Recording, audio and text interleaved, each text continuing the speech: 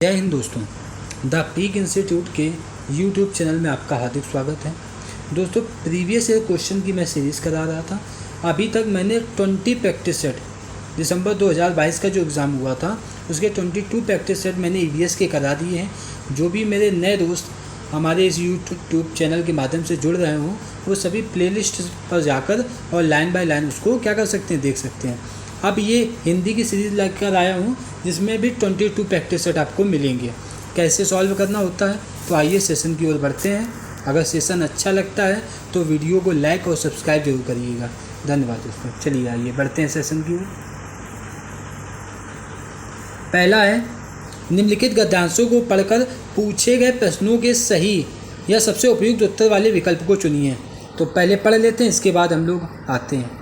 साहस की ज़िंदगी सबसे बड़ी ज़िंदगी होती है। ऐसी ज़िंदगी की सबसे बड़ी पहचान यह है कि वह बिल्कुल निडर, बिल्कुल बेखौफ होती है। कौन सी ज़िंदगी? साहस की ज़िंदगी।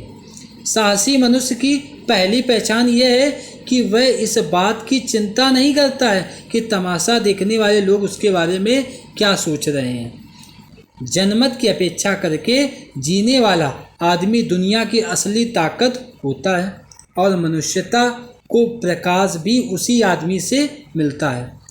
अड़ोस पड़ोस को देखकर चलना यह साधारण जीव का काम है। अड़ोस पड़ोस को देखकर चलना यह साधारण जीव का काम है। क्रांति करने वाले लोग अपने उद्देश्य की तुलना ना तो पड़ोसी के उद्देश्य से करते हैं और ना ही अपनी चाल को ही पड़ोसी की चाल देखकर मध्यम बनाते हैं। मध्यम मतलब धीमा बनाते हैं। साहसी मनुष्य उन सपनों में भी रस लेता है जिन सपनों का कोई व्यावहारिक अर्थ नहीं है। तो पहला क्वेश्चन की ओर देखते हैं। किस प्रकार की ज़िंदगी सबसे बड़ी ज़िंदगी कही गई है? तो शुरुआत में ही आइए, ये देखिए, शुरुआत में ही देखिए किस प्रकार की ज़िंदगी सबसे बड़ी ज़िंदगी कही गई है। तो साहस की ज़िंदगी सबसे बड़ी ज़िंदगी होती है। यानी हमारा आंसर क्या होगा? साहस की ज़िंदगी। आ जाइए ऑप्शन पे। तो कहाँ है साहस की ज़िंदगी? ऑप्शन नंबर डी इसका करेक्ट आंसर होगा। अगला क्वेश्चन। साहसी मनुष्य की पहली पहचान है ये है कि वह क्या करता है? सदा आगे बढ़ने की सोचता है, बाधाओं से घबराता है, लोगों की सोच की परवाह नहीं करता है और बिल्कुल लापरवाह होता है। तो साहसी मनुष्य की पहली पहचान, तो इधर आ जाइए, तो ये देखिए, ये आपको दिया गया है। साहसी मनुष्य की पहली पहचान यह है कि वह इस बात की चिंता नहीं करता कि तमाशा देखने वाले लोग उसके बारे में क्या सोच रहे हैं। यानी इसका जो सही आंसर हो जाएगा क्या हो जाएगा? यानी ऑप्शन नंबर सी, लोगों की सोच की परवाह नहीं करता है। अगला क्वेश्चन। दुनिया की असली ताकत किस प्रकार के लोग होते हैं? दुनिया की असली ताकत किस प्रकार के लोग होते हैं? अब इसका देखते हैं कि दुनिया की असली ताकत किस प्रकार के लोग होते हैं। जनमत की उपेक्षा करने वाले, सब लोगों की सलाह मानने वाले, मनुष्यता को महत्व ना देने वाले और पड़ोस की बात सिर झुकाकर मानने वाले। तो देखते हैं असली ताकत किस प्रकार की होती है। जनमत की असली ताकत किस प्रकार होती है?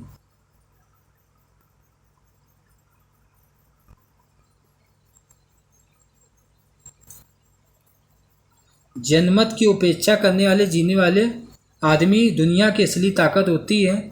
जनमत की उपेक्षा करके जीने वाला आदमी दुनिया की असली ताकत होती है। तो इसका देखिए आंसर क्या होगा? जनमत की उपेक्षा करने वाला। यानी हमारा थर्ड का आंसर क्या होगा कि जनमत की उपेक्षा करने वाला। आपको सब पैराग्राफ से ही मिलेंगे, सिर्फ आपको एक बार मन से पैराग्राफ को क्या होगा? पढ़ना होगा। अगला क्वेश्चन।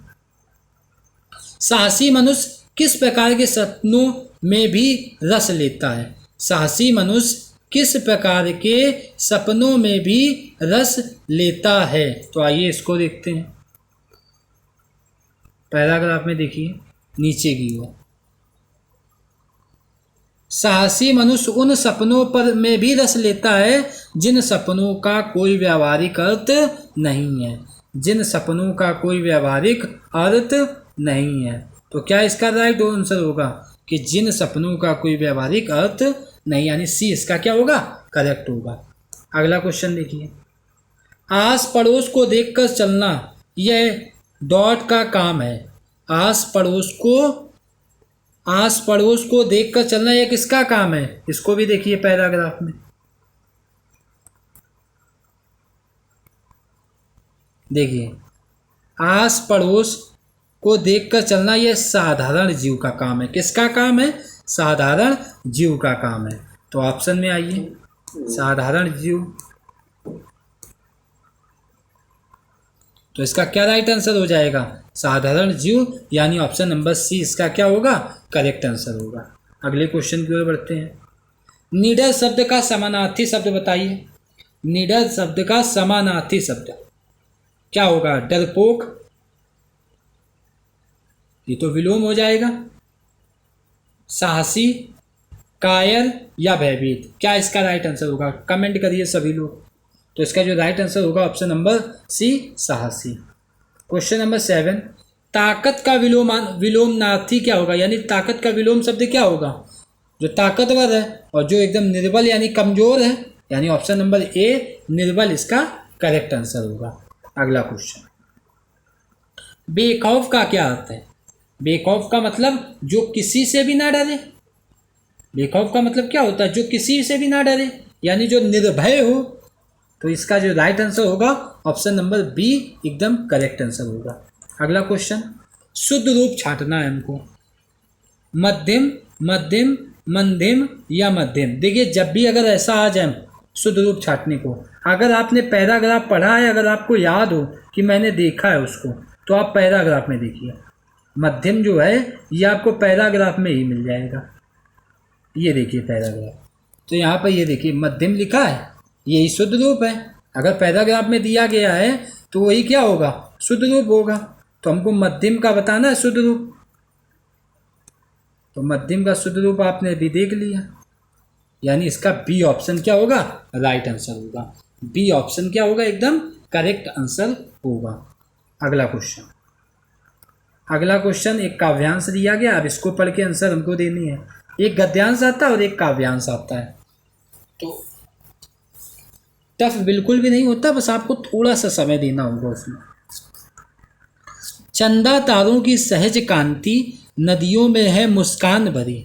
चंदा तारों की सहज कांति नदियों में है मुस्कान भरी, है पवन झकोरों में दुलार, खेतों में है दौलत बिखरी, खेतों में है दौलत बिखरी। पग पग मेरा विश्वास भरा, पग पग मेरा विश्वास भरा, तप से है ये जीवन निखरा, प्रखर कर्म का पाठ सतत, पढ़ाती मैं भारत माता हूँ, पढ़ाती मैं भारत माता हूँ। मैं वज्र सदृश विपदाओं को भी अनायास सह लेती हूँ, सुधा दान कर औरों को मैं विष पीकर मुस्काती हूँ, धीरज का पाठ पढ़ाती हूँ, गौरव का मार्ग सुनाती हूँ। मैं सहज बोध, मैं सहज शक्ति, सुविवेकी भारत माता हूँ, सुविवेकी भारत माता हूँ। यहाँ की नदियाँ और हवा में क्या है, यहाँ की नदियों और हवा में क्या है, पहला कटुता का भाव है, मुस्कान और दुलार है, जल और नमी है, या दुस्साहस और सुंदरता है। तो पैराग्राफ में आइए, तो देखिए, चांद तारों को सहज कांति, चांद तारों की सहज कांति नदियों में है मुस्कान भरी। तो इसका जो राइट आंसर होगा मुस्कान भरी, यानी ऑप्शन नंबर बी इसका करेक्ट हो जाएगा। अगला क्वेश्चन, खेतों में दौलत बिखरी होने का क्या तात्पर्य है। खेतों में दौलत बिखरी का क्या तात्पर्य होगा। खेतों में दौलत बिखरी का मतलब ही ये है कि जो खेत हैं उनकी जो फसल है वो लहरा रही है। इसका मतलब ऑप्शन नंबर ए इसका करेक्ट होगा। अगला क्वेश्चन, भारत माँ को सुविवेकी क्यों कहा गया है। भारत माँ को सुविवेकी क्यों कहा गया है। अब इसको आप देखिए कि भारत माँ को सुविवेकी क्यों कहा गया है। तो देखिए यहाँ पर आइए पैराग्राफ में, ये देखिए लें, धीरज का पाठ पढ़ाती हूँ और गौरव का मार्ग दिखाती हूँ। मैं सहज बोध, मैं सहज शक्ति, सुविवेकी भारत माता हूँ। यानी धीरज का पाठ और गौरव का मार्ग दिखाती हैं। तो अब आइए ऑप्शन पे, क्या राइट आंसर होगा? यानी ऑप्शन नंबर सी, धैर्य व गौरव का पाठ पढ़ाती हैं इसलिए उनको सुविवेकी कहा गया है। ऑप्शन नंबर क्वेश्चन नंबर 13, किसके पग में विश्वास भरा है? तो चैप्टर किसका है? भारत माता का है ना, तो भारत माता के पग में ही विश्वास भरा हुआ है। अगला क्वेश्चन, चंदा तारों सी सहज कांति, पंक्ति में निहित अलंकार क्या है? चंदा तारों में सहज कांति, पंक्ति में निहित अलंकार।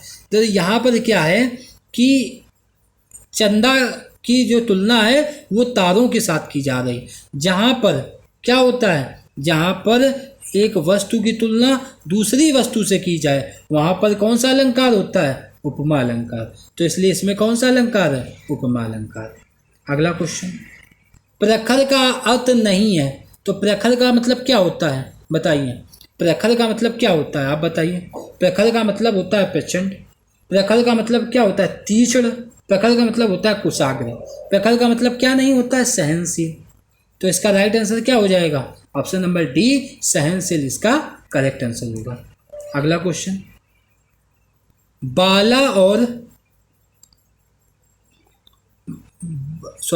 बोली और लहजे, आपको दिख नहीं रहा होगा, जो इसका करेक्ट होगा वो होगा बोली और लहजे के बारे में कौन सा कथन सही है? बोली और लहजे के बारे में कौन सा कथन सही है? पहला ऑप्शन है, बोली वास्तविक भाषा से संबंध रखती है, जबकि लहजा भाषा कैसी बोली जा रही है उस तरीके से संबंधित है। बिल्कुल सही बात है। बोली और लहजे में क्या का कथन क्या है कि जो बोली होती है वो वास्तविक भाषा से संबंध रखती है, जबकि जो हमारा लहजा होता है वो भाषा कैसे बोली जा रही है उस तरीके से संबंधित होता है।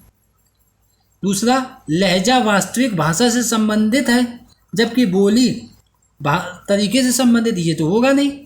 लहजा एक ही भाषा के विविध रूप हैं, ये तो ऐसे ही गलत हो गया। बोली किसी व्यक्ति विशेष के उच्चारण का तरीका है, ये भी गलत। यानी इसका जो राइट आंसर होगा ऑप्शन नंबर ए इसका करेक्ट आंसर होगा। निपुण भारत मिशन का उद्देश्य एक ऐसे लक्ष्य के रूप में सुनिश्चित किया गया है जिसे वर्ष 2026-27 तक पूरा करना है। निपुण भारत कक्षा 1 में साक्षरता के लक्ष्य इस तरह रखे गए हैं कि बच्चे कम से कम 2 से 3 वर्णों वाले सरल शब्द पढ़ पाएं। आयु उपयुक्त परिचित पाठ सामग्री आय कम से कम 4 से 5 सरल शब्दों वाले छोटे वाक्य पढ़ पाएं। कक्षा 1 का बालक है और प्रति मिनट इतने शब्द अर्थ सहित पढ़ पाएं, ये तो कक्षा 1 की बालक की विशेषता ही नहीं है। प्रति मिनट में 60 शब्द के अर्थ, ये भी नहीं होगा। यानी इसका जो राइट आंसर होगा ऑप्शन नंबर ए, कम से कम 2 से 3 वर्णों वाले सरल शब्द पढ़ पाए। तो इसका राइट आंसर क्या हो जाएगा?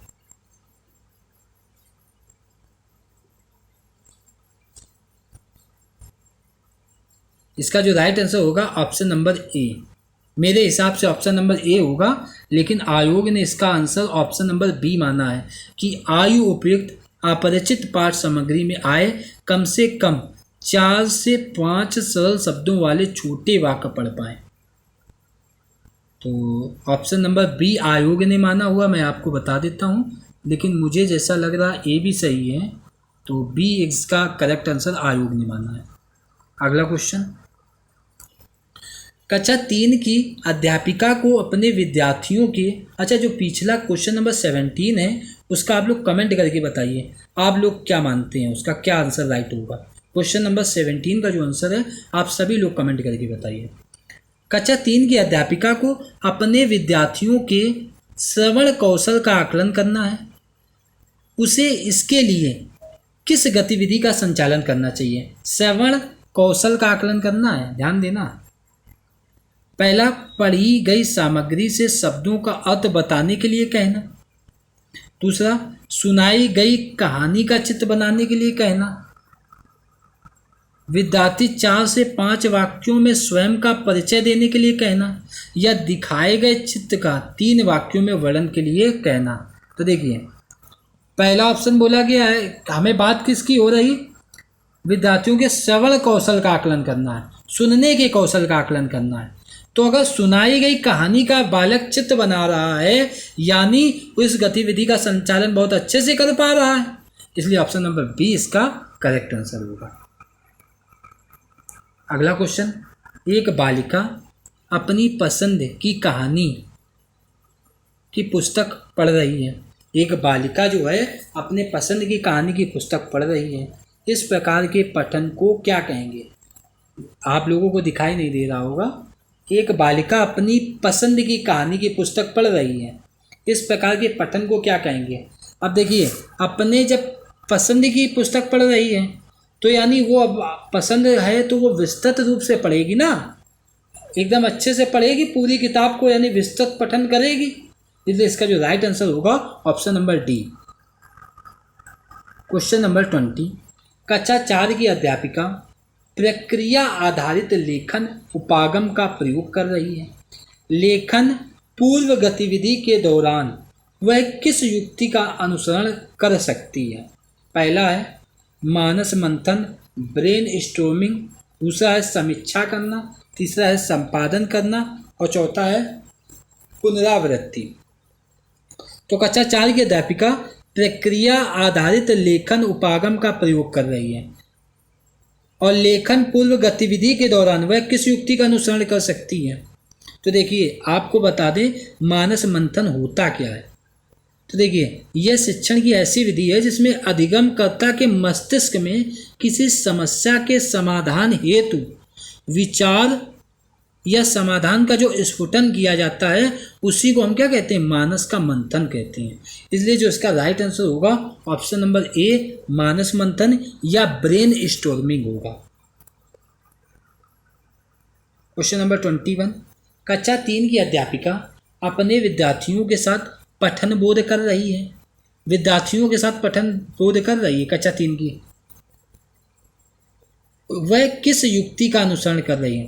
पाठ में पढ़े गए कठिन शब्दों का श्रुतलेख करवाना, पढ़ी गई पाठ सामग्री पर आधारित प्रश्न पूछना। थर्ड ऑप्शन है पढ़ी गई पाठ सामग्री में आए कठिन शब्दों के अर्थ याद करवाना और लिखवाना। और फोर्थ ऑप्शन है पाठ सामग्री पढ़ने के दौरान सामने आ रहे संज्ञा शब्दों को रेखांकित करने के लिए कहना। तो देखिए, पठन बोध का कार्य कर रही है, पठन बोध का कार्य कर रही है, इसका मतलब ये है कि अब वो क्या करेगी? बच्चों से प्रश्न पूछेगी। पाठ सामग्री पढ़ाने के बाद अब क्या करेगी? वो बच्चों से प्रश्न पूछेगी। इसलिए इसका जो राइट आंसर होगा ऑप्शन नंबर बी।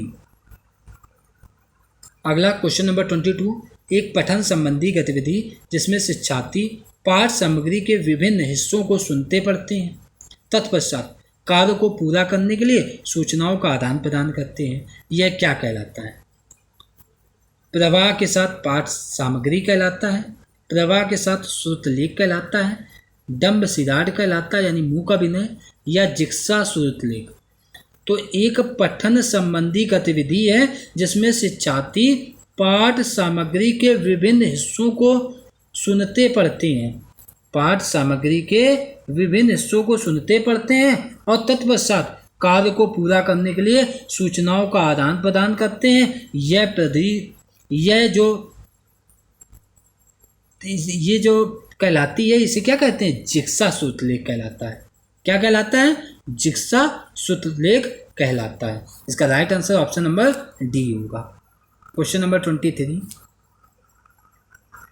भारत सरकार द्वारा शुरू किए गए कार्यक्रम निपुण भारत मिशन का मुख्य केंद्र भाषा में बुनियादी कौशलों को मजबूत करना, यानी भाषा में बुनियादी कौशल, यानी बच्चे को कुछ शब्द पढ़ने आते हों, थोड़ा बहुत लिखना आता हो, उसके बाद थोड़ा बहुत मतलब गुणा भाग ये सब चीज़ें भी उसको क्या होनी चाहिए? आनी चाहिए। इसका पूरा नाम क्या होगा?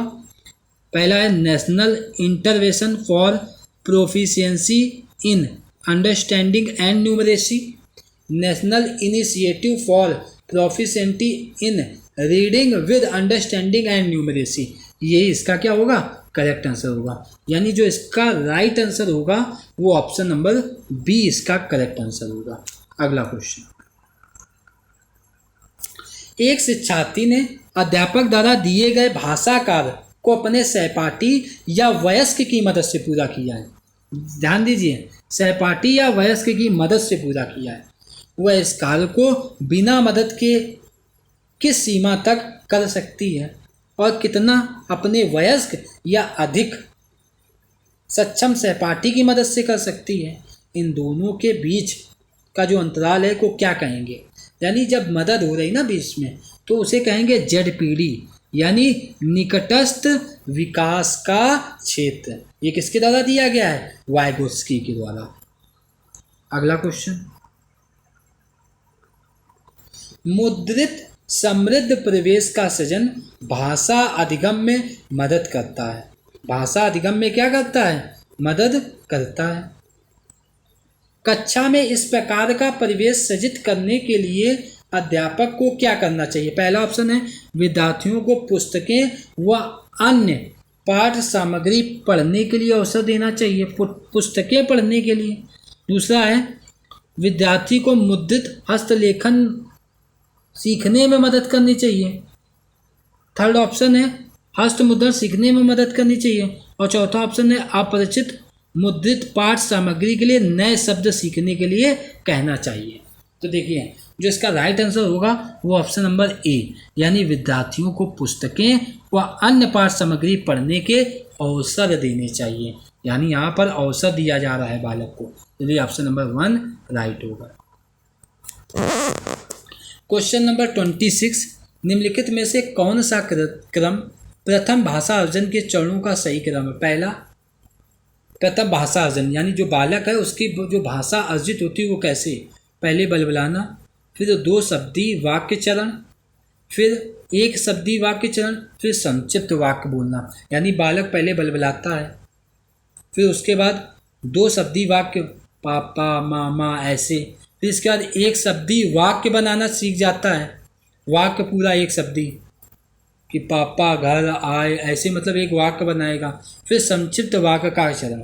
तो यही ऑर्डर इसका सही होगा। सबसे पहले बलबलाना, फिर 2 शब्दी वाक्य चरण, फिर 1 शब्दी वाक्य, फिर संक्षिप्त वाक्य चरण। बाकी ऑप्शन भी देख लेते हैं एक बार।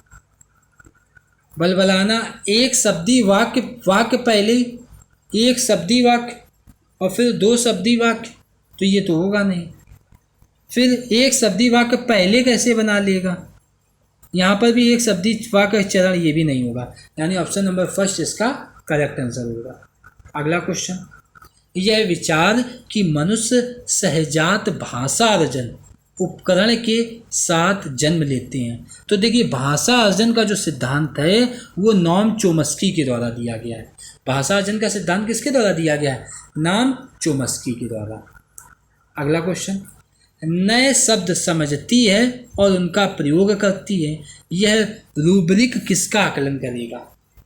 नए शब्द समझती है और उनका प्रयोग भी कर रही है, यह रूब्रिक किसका आकलन करेगा। यह रूब्रिक जो है वो शब्द भंडार। अगर वो नए शब्दों को समझती है और उसका प्रयोग भी कर रही, यानी उसके बाद जो शब्दों का भंडार है उसके द्वारा ही तो प्रयोग कर पा रही है, इसलिए ऑप्शन नंबर डी इसका करेक्ट आंसर होगा। क्वेश्चन नंबर 29, आप लोग भी आंसर देते जाया करिए, फिर एक बार देखा करिए लास्ट में कि आपके टोटल कितने मार्क्स बन रहे हैं। निम्नलिखित में से कौन सी गतिविधि बच्चों के वाचन कौशल के आकलन हेतु, कौन सी गतिविधि बच्चों के वाचन कौशल के आकलन हेतु सबसे प्रयुक्त नहीं की जानी चाहिए। प्रयुक्त नहीं, निगेटिव देखना है हमको। पढ़े गए पाठ से शब्दों का अर्थ बताओ, आप जिन परिधान को बहुत अधिक पसंद करती हैं उसके बारे में बताओ, अपने आप का 4-5 वाक्यों में परिचय दो, या दिखाए जा रहे चित्र 3 वाक्यों में वर्णन करो। क्या इसका राइट आंसर होगा। तो इसका जो राइट आंसर होगा ऑप्शन नंबर ए, पढ़े गए पाठ के शब्दों में अर्थ बताओ। यही क्या होगा, प्रयुक्त नहीं होगा।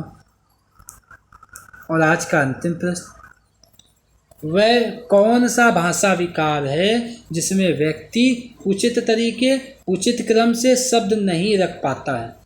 यानी उचित तरीके से और उचित क्रम से शब्द नहीं रख पाता है, यह भाषा बोलने और समझने के तरीकों को प्रभावित करता है। तो देखिए, डिस्प्रेक्सिया, डिस्ग्राफिया, इसका डिस्कैलकुलिया, तो ये गणित की अक्षमता से संबंधित है। तो जो डिस्फ्रेजिया होती है, ये इसका एकदम करेक्ट आंसर होगा। तो अगर दोस्तों आपको ये सेशन अच्छा लगा हो तो वीडियो को लाइक, सब्सक्राइब और शेयर जरूर करिएगा। धन्यवाद दोस्तों।